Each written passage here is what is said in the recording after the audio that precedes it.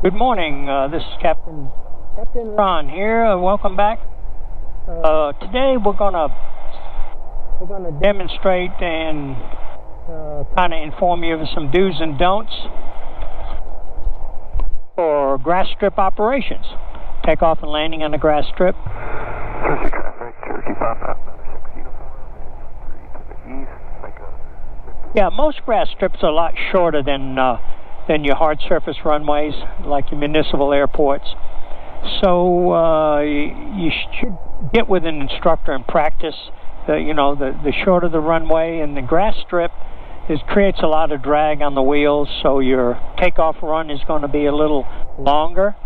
Of course, you would actually use a soft field takeoff to get the aircraft in the air as soon as possible off the ground.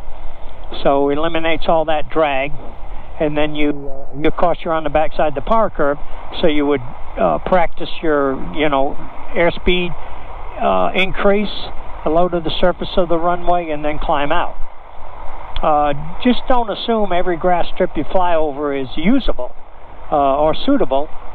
They all look great from the air, they all look smooth, but when you get down close to the ground and you're committed at that point, the grass could be tall, there could be, holes in the runway you can't see. So you want to make sure the strip that you're going to land first and then take off on, hopefully, that's in usable condition. Now, a good way to practice this is, if you've never been on a grass strip, is to practice on a hard surface runway. Measure, estimate your distance for takeoff. It'll be a longer takeoff on a grass strip.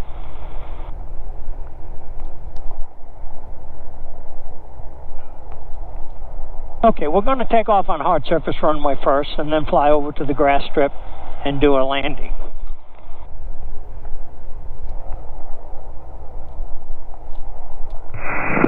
Traffic, Survival Flight 4, joining from the northwest. We are 2 minutes to land at Cersei Hospital. Cersei traffic, yellow gyrocopter lining up and waiting, 194 departure, Cersei. Always want to proceed with caution on the runway. Yield right away when you can.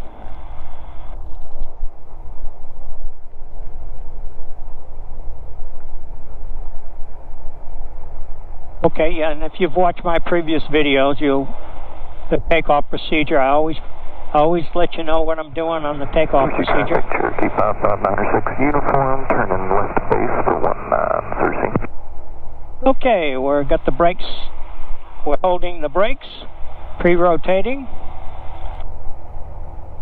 Also on a grass strip, since you got some drag working for you on the grass field. Cersei traffic, Survival Flight 4, helicopter, approaching to land at the hospital, no factor for no one. Alright, we're coming up our rotor speed. Okay, stick back all the way back in position on the go. Cersei traffic, Air 40010 on a 6-mile final, runway 19, Cersei. Yeah, Cersei traffic inbound, gyrocopter on the go, 19. And Cersei traffic, we just turned short silence for 19. And soft field takeoffs, I always practice those. It's good training for your rotor blade management, and it's also good training for you flying on the backside the power curve.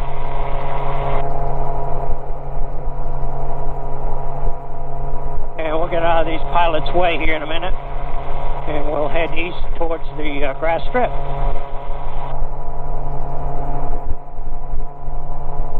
One advantage to landing on a grass strip is, it's very forgiving if the aircraft, if you don't have the yaw properly set, the aircraft's a little sideways, you'll slide on the grass, which is a little more forgiving than once the tires stick on a hard surface. There's no sliding involved. It's usually If it's excessive enough, it's usually out of control situation. Turkey traffic, the yellow gyrocopter 1 departing area 1 mile to the east, Turkey.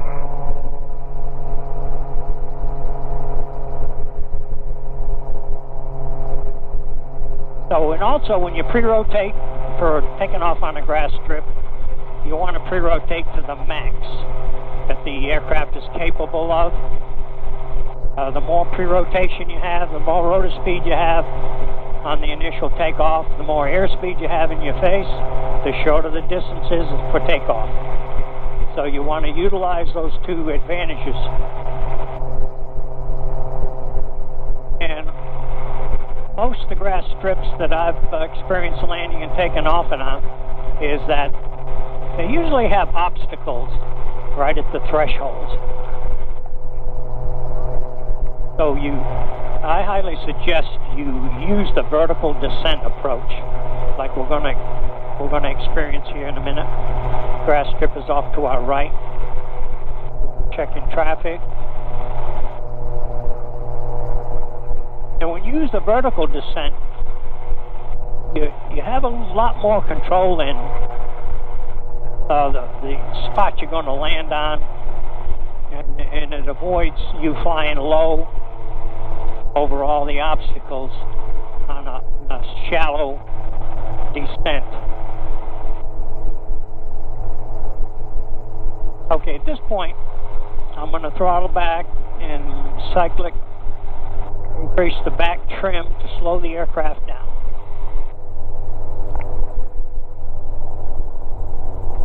And you always, you don't want to get too slow or too low. So I usually leave 200 or 300 feet below me, especially if I'm a solo pilot. The heavier the aircraft, the more altitude you want to leave between you and the ground. And you can do a vertical descent at any airspeed, any slow airspeed, even 0. But I don't do that because I always like to leave a little safety margin in case you have an engine problem. You want to make sure you got enough altitude to trade off for airspeed. So I'll come in here. If you can see the threshold of the runway, there's some trees there. I'm usually about 40 miles an hour at 3,000 on the engine. Trim it back. Let it descend. And then to gain your airspeed, all you have to do is just a little forward pressure on the cyclic, not much. And you control your throttle accordingly to maintain your approach speed. In this case, 55 to 60. Okay, here we get down close to the runway. We want to do a soft heel landing, bring the nose up. Nose is still up. I'm going to hold the nose up, add power. Keep that high angle of attack. Once I'm in the air, I'll slowly trim the aircraft forward until our speed increases. And this grass strip has been mowed. It's in good condition. It's dry. And when you're climbing out, it's best to circle over the runway until you get enough altitude. Just in case you have a problem, you'll be close to the runway you just departed from, and you can make an emergency landing a lot easier at that point than if you just took off and departed straight out.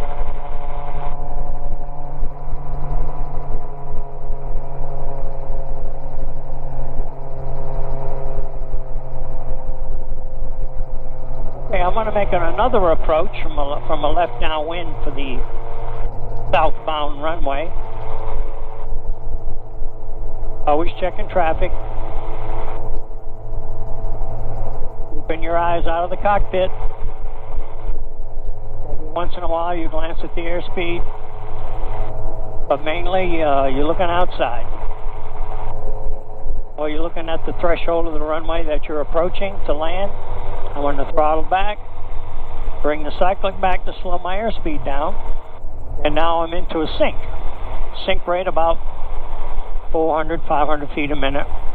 This all depends on the temperature of the day, humidity, and how heavy your aircraft is. Okay.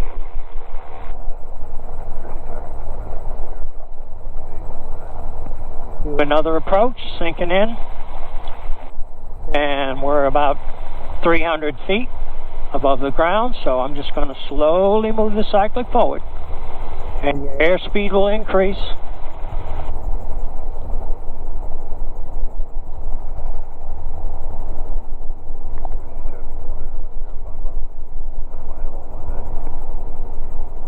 Sink down. Now when you approach the surface, you want to add a little power.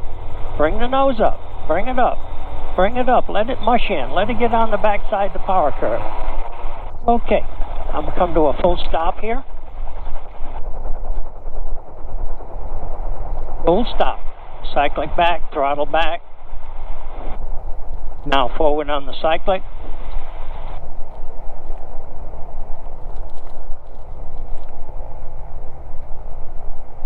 Let the blade slow down.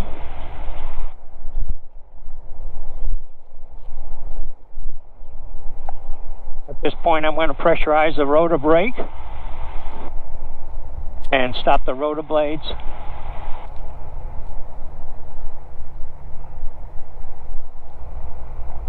And then we'll taxi back and do a full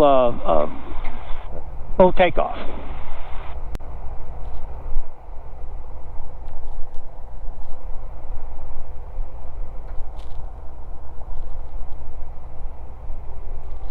Okay, here we go. Taxiing back.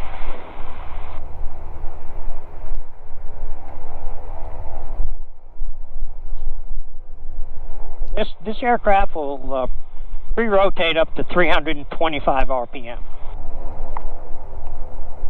Like I say, this is a 2,800 foot long runway. As you can tell by taxiing, it's quite smooth. And it's going to be bumpy on takeoff. And the problem with that, if the runway is real bumpy, and your rotor blades are not up to flying speed, once you pre-rotate, you still have a lot of rotor RPM to gain before you can safely lift the aircraft in the air. So during that transition, the bumpier the runway is, your rotor blades are going to start flexing up and down because they're flexible.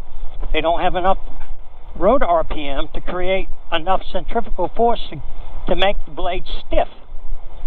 So that's going to deter it's going to decay your rotor blade spin up somewhat. So you got all these factors. It's not like taking off on a hard surface runway.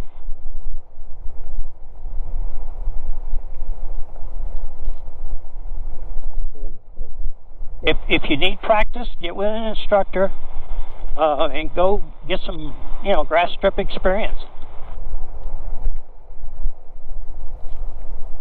Once you practice these maneuvers and these recommendations, then, it becomes a lot of fun taking off and landing on a grass strip.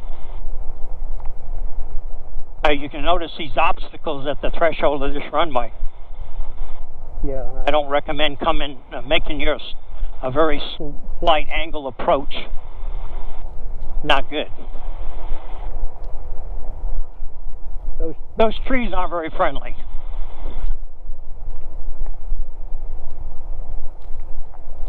Remember, we got to do a soft field takeoff.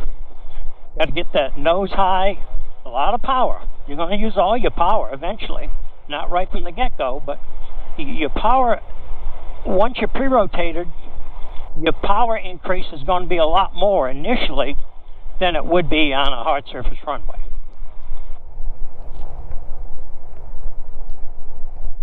And it's kind of bumpy at this end. And you don't want to leave any runway in back of you, so here we are coming around.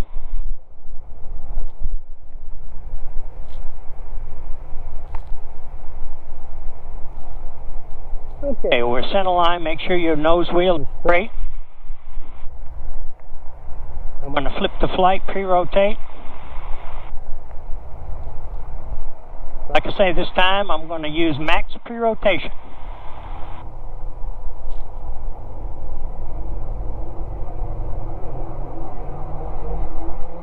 We need all the help we can get. We don't have a lot of wind out here, so can't depend on that.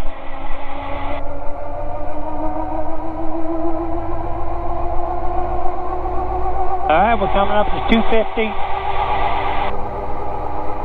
250. All right, stick all the way back. I'm going to put in my power, quite a bit of power initially. Get them there. Now the nose is up. Keep that up and in the air. Now you've got plenty of time to build your airspeed up once you get off that surface. And climb at the recommended climb speed. In this gyroplane, it's 60 miles an hour. I'm going to climb as I circle the airport. Make sure I get enough safe altitude while I'm still have accessibility to this airport.